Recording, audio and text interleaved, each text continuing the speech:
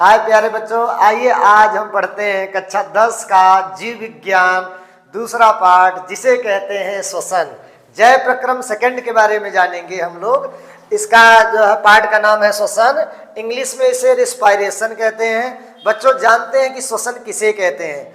वह क्रिया जिसमें ऑक्सीजन की उपस्थिति या अनुपस्थिति में ग्लूकोज का ऑक्सीकरण होता है और कार्बन डाइऑक्साइड के साथ ऊर्जा निकलती है, उस क्रिया को श्वसन यानी रिस्पायरेशन कहते हैं। प्यारे बच्चों, हम इस प्रकार से भी समझ सकते हैं कि श्वसन किसे कहते हैं। वह क्रिया जिसमें ऑक्सीजन की उपस्थिति और अनुपस्थिति में ग्लूकोज का ऑक्सीकरण होता है और ऑक्सीजन के साथ ऊर्जा भी निकलती है, उस क्रिया को श्वसन कहते हैं। दूसरे ढंग से समझते हैं बच्चों, फेफड़े से ऑक्सीजन का कोशिका में पहुंचना, फेफड़े से ऑक्सीजन का कोशिका में पहुंचना और कोशिका में ऑक्सीकरण के फलस्वरूप बनी हुई कार्बन डाइऑक्साइड का पुनः फेफड़े में आने क्रिया को श्वसन कहते हैं। फिर से आप लोग इसका शॉर्ट स्क्रीन कर लीजिएगा, अच्छे से ध्यान दीजिएगा। वह क्रिया जिसमें ऑक्सीजन की उपस्थिति या अनुपस्थिति में ग्लूकोज का ऑक्सीकरण होता है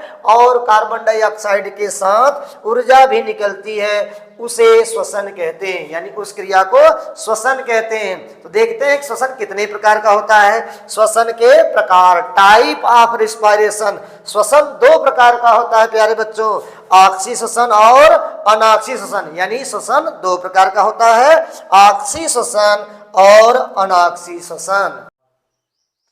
तो बच्चों आइए देखते हैं श्वसन कितने प्रकार का होता है। तो आपको बताया गया है कि श्वसन दो प्रकार का होता है, ऑक्सी श्वसन और अनॉक्सी श्वसन। पहला है ऑक्सी श्वसन और दूसरा है अनॉक्सी श्वसन।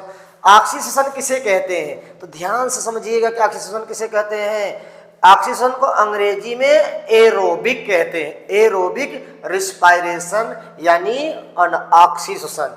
तो देख लीजिए, वह श्वसन जो ऑक्सीजन की उपस्थिति में होता है, बहुत ही सरल है, सिंपल भाषा में समझेंगे। वह श्वसन जो ऑक्सीजन की उपस्थिति में होता है जिसमें ग्लूकोज का पूर्ण पाचन होता है और अधिक ऊर्जा निकलती है, उसे ऑक्सी श्वसन कहते हैं। वह श्वसन जो ऑक्सीजन की उपस्थिति में होता है, वह श्वसन जो ऑक्सीजन की उपस्थिति में होता है जिसमें ग्लूकोज का पूर्ण पाचन होता है और अधिक ऊर्जा निकलती है, उसे ऑक्सी श्वसन कहते हैं। इसका एग्जाम्पल देख लेते हैं। यहाँ पर ग्लूकोज है C6H12O6 प्लस 6O2, ऊपर ऑक्सीकरण, नीचे कोशिका, कोशिका में ऑक्सीकरण क्रिया हो रही है जिससे कार्बन डाइऑक्साइड जल के साथ 673 किलो कैलोरी ऊर्जा निकलती है, या इसी को 38 ATP कहते हैं। 673 किलो कैलोरी ऊर्जा ऑक्सी श्वसन निकलती है, यानी ऑक्सी श्वसन में अधिक ऊर्जा निकलती है। तो बच्चों दूसरा देख लेते हैं कि अनॉक्सी श्वसन किसे कहते हैं। अनॉक्सी श्वसन इसे एनारोबिक कहते हैं, एनारोबिक कहते हैं रिस्पायरेशन, यानी एनारोबिक रिस्पायरेशन आइए जानते हैं किसे कहते हैं, यानी अनॉक्सी श्वसन किसे कहते हैं। वह श्वसन जो ऑक्सीजन की अनुपस्थिति में होता है, वह श्वसन जो ऑक्सीजन की अनुपस्थिति में होता है और कम ऊर्जा निकलती है, ग्लूकोज का आंशिक पाचन होता है और कम ऊर्जा निकलती है, उस श्वसन को अनॉक्सी श्वसन कहते हैं। बच्चों फिर से देख लीजिए, वह श्वसन जो ऑक्सीजन की अनुपस्थिति में होता है जिसमें ग्लूकोज का आंशिक यानी थोड़ा ही पाचन होता है, अपूर्ण पाचन होता है और कम ऊर्जा निकलती है, उसे अनॉक्सी श्वसन कहते हैं।